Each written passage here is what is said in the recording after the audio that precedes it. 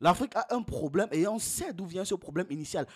Toutes les déclinaisons, tous les symptômes de ce problème disparaîtront si on attaque directement le problème à la source. Ce qu'il dit a tout son sens. On ne peut pas simplement être là dans le réactionnisme, c'est-à-dire constamment en train de gérer les symptômes, constamment en train de gérer les symptômes. Or, on peut directement attaquer la source du problème.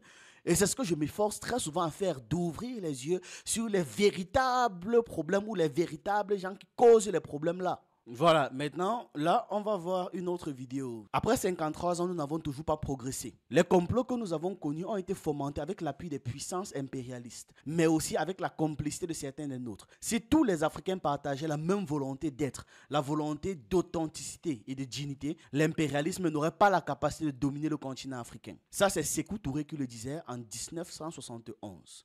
Et voici donc la partie là, ça entre dans la continuité à peu près de ce que Kémy Séba disait. C'est-à-dire que le colonialisme en Afrique, le néocolonialisme qui s'ensuit, n'est que le résultat en fait d'un nombre de comportements qui sont initiés sur le continent et des faux ennemis qui sont pointés. Pas de nouveaux complots.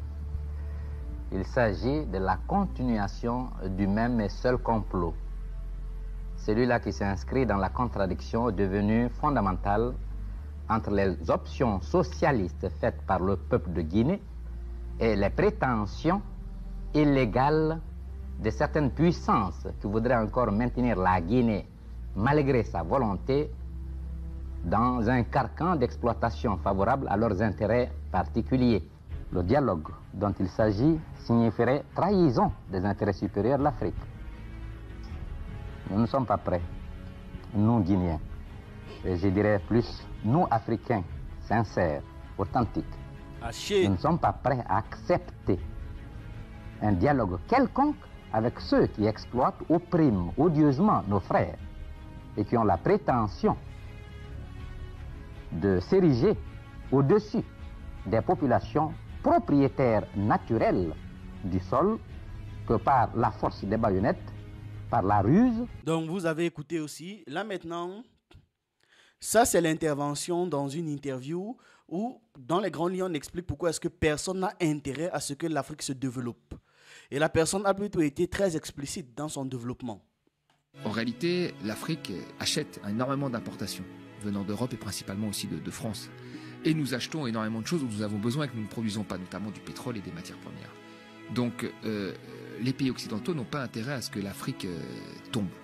Parce que si ça se passe très mal, s'il n'y a pas une situation un minimum stable, qu'est-ce qui se passe? Bon ben, on risque d'avoir moins de matières premières dont on a besoin, et en échange, on risque de moins leur vendre de choses.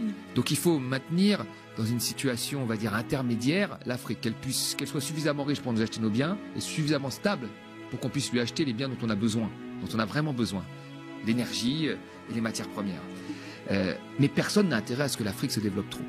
Parce que si elle se développe demain, imaginons que l'Afrique développe son industrie, comme l'a fait la Corée du Sud, un pays qui était, il y a 60 ans, aussi pauvre que le Mozambique. Si demain elle se met à fabriquer des voitures, si demain elle se met à raffiner son pétrole, si demain elle se met à produire à faire de l'agriculture et transformer ses produits agricoles, elle va plus acheter nos importations. Donc on n'a pas intérêt à cette situation. On n'a pas intérêt. C'est quoi l'Afrique aujourd'hui concrètement? Comme elle n'a pas accès au financement, comme elle ne maîtrise pas les biens qu'elle produit dans les volumes comme dans les prix, eh ben, elle essaye de faire aujourd'hui, pour qu'il y ait de l'activité, d'attirer le plus d'investissements directs étrangers, en faisant des zones franches où on paye très peu d'impôts, en disant voilà, c'est la seule façon qu'on a de relancer l'économie. Ce qui ne lui permet pas non plus à côté, parce qu'elle ouvre la voie finalement au loup, ce qui ne lui permet pas de développer son industrie, même si elle avait des financements. Parce que l'industrie qui arriverait est beaucoup plus puissante et beaucoup plus en place que celle qui se développerait, qui serait une industrie naissante.